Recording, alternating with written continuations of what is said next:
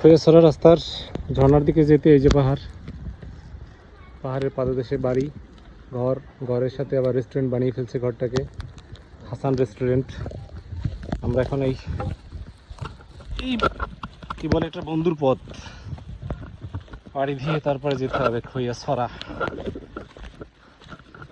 কি অবস্থা ভাই, এ তো খুবই ডিফিকাল্ট ভাই। হ্যাঁ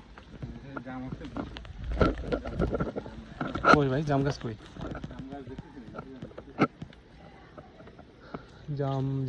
জাম গাছ তো নাই। এই যে পদ্মা সেতু, আর একটা মিনি পদ্মা সেতু।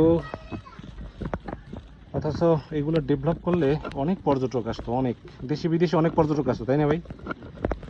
তো একবার যে আসবে সে দ্বিতীয়বার কাউকে তো সাজেস্ট করবে না, কারণ এই রাস্তা দিয়ে ফ্যামিলি নিয়ে অন্তত আসা যায় না। সিঙ্গেল আসা গেলেও বাচ্চা টাচ্চা নিয়ে কি কোনোভাবেই সম্ভব বলেন?